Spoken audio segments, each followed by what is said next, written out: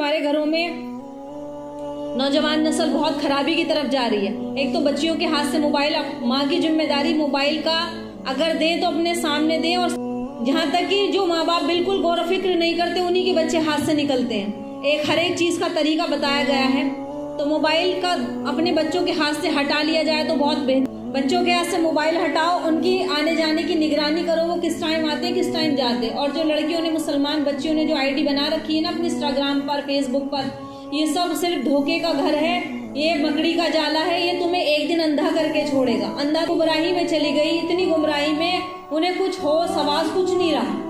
تو ان چیزوں سے اپنی بچیوں کو بچاؤ. یہ ساری کی ساری یہ کمانے کا ذریعہ نہیں ہے. ناچ گانا پہلے زمانے میں بڑا عیوب سمجھا جاتا تھا، معیوب، کہ یہ غلط راستے ہیں.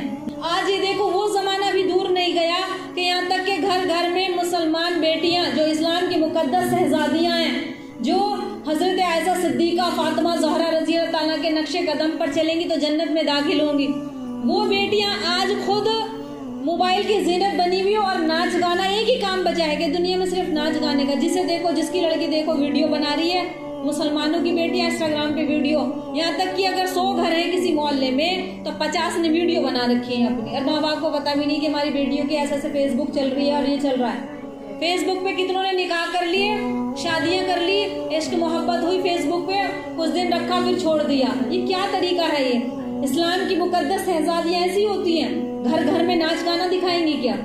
تو یہاں تک کہ ناچ گانا کوئی عیوب نہیں سمجھا جا رہا، لیکن ایک ٹیلنٹ صرف گانے بجانے کا رہ گیا کیا ہمارے پاس؟ اسلام کی بیٹیاں ناچ گانا کرتی ہوئی بتاؤ کیسی لگیں؟ کل میدان محشر میں نبی کا سامنا ہوگا تو وہ مائیں کیسے اپنا سامنا اللہ کے نبی کے سامنے کرائیں گی کہ ایسی قوم، ایسی بیٹیاں تم نے جنی کہ وہ معاشرے میں بے حیائی بے شرمی پھیلائے. تم تو لوگوں کی ہدایت کے لیے بھیجے گئے تھے، تمہیں کیا ہو گیا؟ کیونکہ بچیوں کے اندر دین کا شوق نہیں، جذبہ نہیں. اسکول کالجوں میں زندگی بتا دی، 20 سال 25 سال اسکول پڑھتے پڑھتے ہو گئے. قرآن کے لیے صرف 3 سال تھے، بچپن میں پڑھ لیے تھا، آگے کچھ نہیں پتا.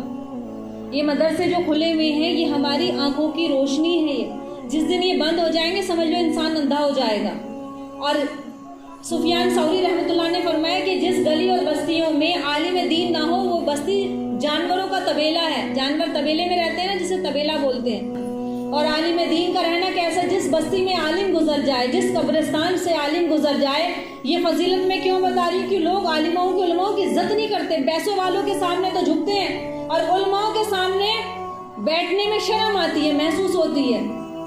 تو اللہ کے بعد کوئی نبی، اللہ کے رسول کے بعد اب کوئی نبی نہیں آئے گا. آخری نبی محمد مصطفیٰ صلی اللہ علیہ وسلم ہے. آخری کتاب قرآن مجید ہے. اب قرآن مجید کہتے ہیں کہ ہم خود پڑھ لیں گے. ڈاکٹروں سے تو کوئی نہیں کہتا علاج ہم خود کر لیں گے. آپریشن کی بات آ جائے تو دلی، بمبئی، دوسری کنٹری تک، یہاں تک کہ دبئی تک چلے گئے. کہاں کہ علاج کرا رہے ہیں. علاج کی بات آتی ہے تو پیسہ جان کھول کر لگائیں گے، یہاں تک کہ گھر بھی بک گئے لوگوں کے. اس میں کوئی شک شبہ نہیں ہے. اگر کوئی دین سمجھائے تو دین سمجھنے کی بات نہیں ہے.